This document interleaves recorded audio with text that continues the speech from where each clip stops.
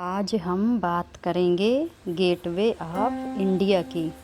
इसके पहले के वीडियो में आपने इंडिया गेट के विषय में जाना। अब भाग 2 के इस वीडियो में हम गेटवे ऑफ इंडिया के विषय में जानकारी देंगे। गेटवे ऑफ इंडिया अरब सागर की ओर बनाया गया है, जो मुंबई शहर के एक अन्य आकर्षण मैरीन ड्राइव से जुड़ा है। यह एक सड़क है जो समुद्र के समानांतर चलती है। गेटवे ऑफ इंडिया भारत के मुंबई शहर के दक्षिण में समुद्र तट पर स्थित एक स्मारक है। इसे भारत का प्रवेश द्वार भी कहते हैं। इस स्मारक को दिसंबर 1911 में अपोलो वंडर मुंबई तब बॉम्बे में ब्रिटिश सम्राट जॉर्ज पंचम और महारानी मैरी के प्रथम आगमन की याद में बनाया गया था। शाही यात्रा के समय प्रवेश द्वार का निर्माण नहीं हुआ था और सम्राट को एक कार्डबोर्ड संरचना के द्वारा बधाई दी गई थी।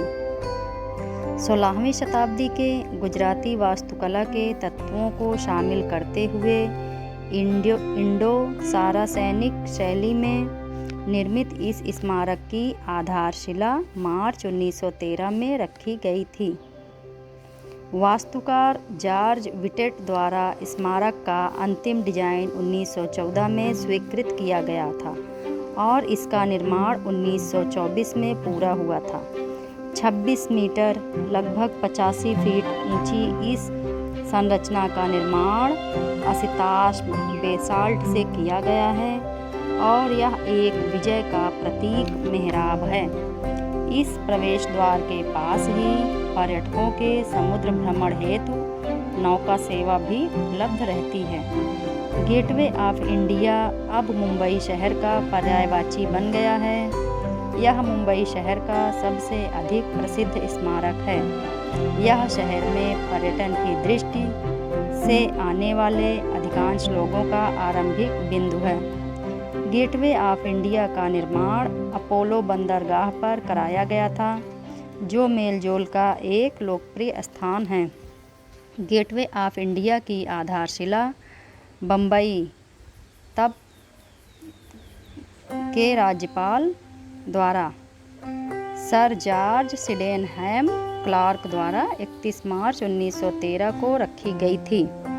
यह स्मारक 26 मीटर ऊंचा है और इसमें 4 मीनारें हैं और पत्थरों पर की गई बारीक पच्चीकारी भी है। इसका केवल गुंबद निर्मित करने में 21 लाख रुपए का खर्च आया था। यह भारतीय सार्वजनिक शैली में निर्मित भवन है, जबकि इसकी वास्तुकला में गुजराती शैली का भी कुछ प्रभाव दिखाई देता है।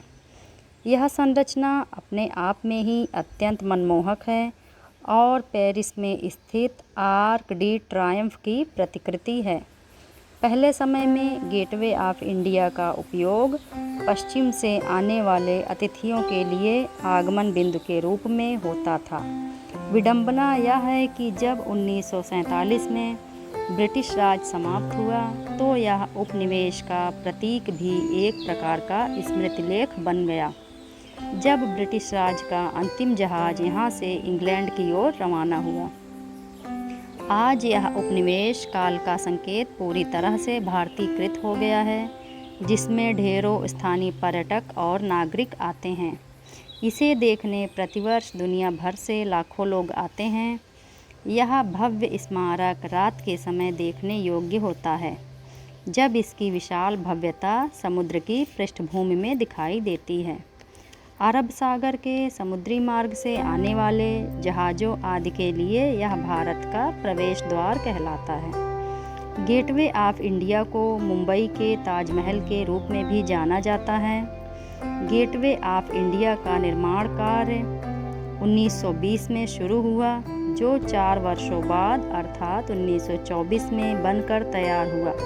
गेटवे ऑफ इंडिया को 4 दिसंबर 1924 को वायसराय अर्ल ऑफ रीडिंग ने इस स्मारक का उद्घाटन किया और उसी दिन से यह लोगों के लिए खोल दिया गया था।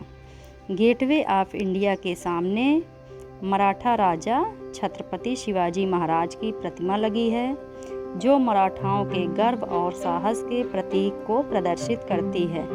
माना जाता है कि गेटवे ऑफ इंडिया की ऊंचाई 8 मंजिल के बराबर है। इन्हीं सब बातों के साथ आप सभी का धन्यवाद। नई नई जानकारियों के लिए बने रहिए हमारे साथ, हमारे YouTube चैनल अर्चना अनन्या पर।